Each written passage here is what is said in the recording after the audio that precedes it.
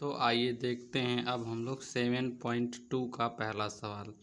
इन सब सवालों में हमें दो बिंदु दिए रहेंगे और उनको तीसरा बिंदु बताना होगा उन दोनों के बीच का, जिनके बीच का अनुपात दिया रहेगा। जैसे पहला सवाल हमारे पास है, कह रहा है उस बिंदु का निर्देशांक ज्ञात कीजिए जो बिंदुओं -1, 7 और 4, -3 को मिलाने वाली रेखाखंड को द्विसंबंधित 3 के अनुपात में विभाजित करता है। यानी हमारे पास यहाँ पर दो बिंदु दे रखे हैं। मान लीजिए हमारे पास एक बिंदु यहाँ ए है और दूसरा बिंदु यहाँ पर हमारे बी है। अब ये अगला चैप्टर से इसमें आपको अलग चीज़ बताना होगा। यहाँ दो बिंदु हमें दे रखे हैं।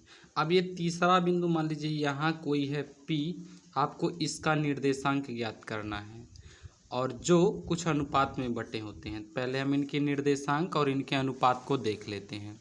जैसे यहाँ पे दे रखा है हमारे पास पहला अनुपात है, पहला निर्देशांक है कितना, -1 और 7। दूसरा अनुपात है 4 और -3। और इन दोनों के बीच में जो अनुपात है वह कितना है, 2/3 का अनुपात है। अब हमें पता करना होगा कि यहाँ पे जो पॉइंट है, ये पॉइंट है, इस पॉइंट का निर्देशांक क्या होगा। हम मान लेते हैं कि इस पॉइंट का निर्देशांक क्या है, x और y है। इस पॉइंट का निर्देशांक क्या है, x और y है। पहले वाले संख्या को हम इसको मान ले लेते हैं x1 y1 और दूसरे वाले को मान लेते हैं x2 y2। इस वाले को मान लेते हैं x2 y2।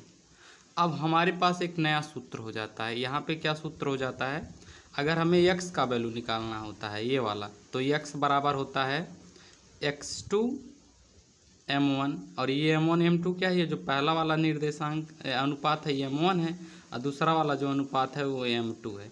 ये m1 और m2 है। तो सूत्र हो जाता है x2 m1 प्लस m1, उसके बाद अगर यहाँ m1 है तो यहाँ m2 लगा देंगे और यहाँ x2 है तो यहाँ x1 लगा देंगे। ये हमारे पास सूत्र हो जाता है m1 प्लस m2। देखिए इस सूत्र को याद करना बिल्कुल आसान है।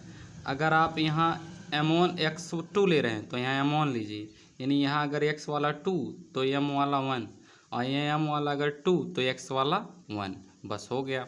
और नीचे दोनों को जोड़ लेना है। आप चाहे जिसको इधर उधर लिख सकते हैं, मतलब आप यहाँ x1 m2 लिख सकते हैं, यहाँ x1 x2 m1 लिख सकते हैं, गलती नहीं हो, क्योंकि यहाँ गुणा और जोड़ रहा है। जोड़ और गुणा में इधर उधर लिखने से कोई प्रभाव नहीं पड़ता है। आगे हम इसी सूत्र पे रख दे रहे हैं और यहाँ से पहले x का वैल्यू निकाल लें, फिर इसी तरह y का भी मान यहाँ से हम निकाल लेंगे। चलिए x2 हमारे पास 4 है तो 4 लिख देंगे। m1 का वैल्यू कितना है, m1 2 है तो 2 लिख देंगे प्लस। उसके बाद क्या है, m2 लिखिए या पहले x1 लिखिए, कोई दिक्कत नहीं है। x1 की वैल्यू कितनी है, -1 है और गुणे किसका करना है, हमारे पास m2 कितना है 3, बटे कर लेंगे m1 प्लस m1 m2 का मान अभी हम रख दे रहे हैं। m1 का मान कितना 2 है और m2 का मान 3 है, रख देंगे। कितना हो जाएगा, 4 दूना 8 हो जाएगा प्लस 3 एक का नम 3 होगा, वो भी माइनस के साथ, क्योंकि प्लस माइनस माइनस हो जाता। तो यहाँ क्या बना लेंगे हम माइनस, इस प्लस को क्या करेंगे काट देंगे, क्योंकि प्लस माइनस माइनस हो गया। 3 एक का नम 3। नीचे m1 m2 का मान रख देते हैं। m1 का मान हमारे पास कितना है 2 है और m2 का मान 3 है, तो यहाँ 2 और प्लस 3, 3 और 2 5 हो जाएगा। 8 में से 3 जाएगा तो 5 हो जाएगा, नीचे भी 5, 5 से कट गया तो x का मान हमारे पास कितना आ गया, 1 आ गया। x का वैल्यू हमारे पास कितना हो गया, 1 हो गया। अब इसी तरह से हम जैसे x का मान निकाल लिए हैं 1, अब ऐसे ही y का मान भी हम यहाँ से निकाल लेते हैं। अब अगर हमको y निकालना हो तब सूत्र क्या हो जाएगा, y बराबर हो जाएगा, फिर वही अगर पहले y2 लिखते हैं तो यहाँ m1 लिख देना है, प्लस अगर यहाँ y1 लिख रहे हैं तो यह m2 लिख देना है और बट्टे m1 प्लस m2 लिख देना है। बस कहानी ख़त्म। अब लिख देते हैं, हमारे पास y2 है -3, y2 -3 है और m1 कितना है, m1 यहाँ 2 है तो यहाँ से हम 2 लिख देंगे, प्लस लिखेंगे y1 की वैल्यू कितनी है 7 है, ऊपर से देख के लिख लेंगे। और उसके बाद m2 की वैल्यू कितनी है 3 है, लिख देंगे गुणा के साथ m1 प्लस m2 यानी कि 2 और प्लस 3। अब यहाँ से निकाल लेते हैं, 3 दूना 6 हो जाएगा, वो भी माइनस के साथ, प्लस 7 त्रिक हो जाएगा 21 बट्टे ये दोनों जोड़ लेंगे कितना हो जाएगा 5। आगे देखते हैं। अब 21 में से 6 जाएगा तो हो जाएगा 15/5, 5 से कट जाएगा, 5 तियाँ 15, यानी हमारे पास यहाँ y का मान कितना हो गया, 3 हो गया। x का मान आया था 1, y का मान हो गया 3। अब यहाँ से हम निकाल लेंगे, कह देंगे कि बिंदु P जो हम माने थे उसका निर्देशांक निकल गया। बिंदु P का निर्देशांक क्या हो जाएगा, एक्स वाई होता है तो एक्स और वाई का मान निकल चुका है, तो एक्स वाई लिख दीजिए। एक्स कितना है, 1 है, और वाई कितना है, 3 है। इस तरह से हम किसी भी बिंदु का निर्देशांक ज्ञात कर सकते हैं।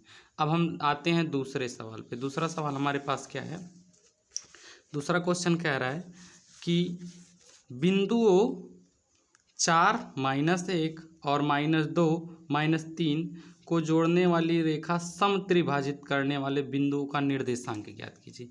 यानी हमारे पास 2 बिंदु दे रखे हैं, कौन कौन से, यहाँ मान लीजिए एक बिंदु, कौन कौन से बिंदु दे रखे हैं उन बिंदुओं का मान, उनके हम निर्देशांक को लिख लेते हैं। पहला हमारे पास कितना है, पहला हमारे पास है 4 और -1।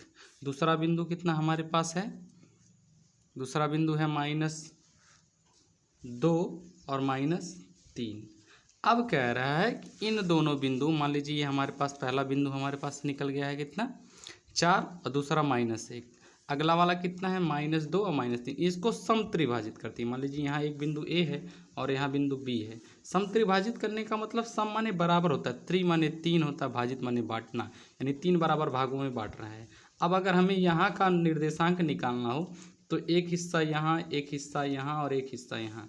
अगर हमें P का निर्देशांक ज्ञात करना हो तो यहाँ M1 M2 कितना हो जाएगा, तो इधर एक हिस्सा है और इधर 2 हिस्सा है, तो इसका अनुपात कितना हो जाएगा, 1:2, यानी M1 का मान 1 हो जाएगा और M2 का मान 2 हो जाएगा, यानी 2 हिस्सा इस साइड और एक हिस्सा इस साइड। अब हमें इसी का निर्देशांक ज्ञात करना है, तो जिसका निर्देशांक ज्ञात करना है उसे हम मान लेंगे x है और ये क्या है, y है। पहले वाले को हम मान लेंगे, इस वाले को x1 y1 और दूसरे वाले को मान लेंगे इधर से x2 y2। ये क्या हमारा है, x2 है और ये क्या है, y2 है। अब यहाँ से हम फिर वही चीज़ कि अगर हमें P का निर्देशांक ज्ञात करना है, पहले हम इसका निर्देशांक ज्ञात कर लेंगे, फिर इसका भी ज्ञात कर लेंगे। जब इसका निर्देशांक ज्ञात करेंगे तो एक हिस्सा इधर बचेगा और 2 हिस्सा इधर हो जाएगा। तो इस स्थिति में हमारा M1 और M2 का वैल्यू कितना हो जाएगा, बस M1 M2 का वैल्यू बदलेगा, इधर 2 हिस्सा हो जाएगा तो ये 2 हो जाएगा और संबंधे 1 हो जाएगा। जब ये निकालेंगे तो 1 संबंधे 2, लेकिन जब वहीं हम इस बिंदु का निकालेंगे तो हो जाएगा 2 संबंधे 1। आगे देखते हैं हम सवाल को। अब अभी हम पहले P का निर्देशांक ज्ञात कर रहे हैं। P का निर्देशांक कैसे ज्ञात हो जाएगा, वही जो पीछे अभी हम लगाए हैं उसी तरह से सेम टू सेम लगा लेंगे। चलिए लगाते हैं। P का निर्देशांक क्या हो जाएगा, पहले x का निकालते हैं। x बराबर क्या हो जाएगा हमारे पास, x2 कितना है, -2 है, और M1 हमारा कितना है, M1 की वैल्यू 1 है, 1 लिख दे रहे हैं, डायरेक्ट हम लिख रहे हैं, पीछे सूत्र हमने आपको बता दिया है। प्लस उसके बाद ये x2 M1 हो गया, उसके बाद क्या लिखेंगे, x1 कितना हमारे पास है 4, और उसके बाद लिखेंगे M2 का वैल्यू 2 है, बटे क्या कर देंगे M1 + M2, यानी 1 और +2, यही तो M1 है, ये M2 है, इसको लिख दे रहे हैं 1 + 2। अब यहाँ हो जाएगा 2 × 9 2 प्लस 2 चौके 8 हो जाएगा, बटे कितना हो जाएगा 3। अब यहाँ 8 में से हमारा अगर 2 जाएगा तो 6 हो जाएगा, बटे 3 हो जाएगा, यहाँ काट देंगे तो 2 तियाँ 6 हो जाएगा, यानी ये हमारे पास आंसर आ जाएगा 2। यानी x का मान हमारे पास यहाँ निकल चुका कितना, 2। ऐसे ही तुरंत हम y का मान भी ज्ञात कर लेते हैं। अब y बराबर वही सूत्र हो जाता है, y बराबर एक बार हम सूत्र फिर से लिख दे रहे हैं। यहाँ हो जाता है क्या, y2, अब y2 लिखे हैं तो यहाँ M1 प्लस, अब यहाँ y1 तो यहाँ क्या लिखेंगे M2, बट्टे क्या हो जाएगा M1 + M2 हो जाएगा। अब यहीं पे हम सूत्र रख दे रहे हैं। अब सबका मान हमें मालूम है, x1 y1 x2 M2 सबका मान मालूम है, तो यहाँ से हम रखते चले जा रहे हैं।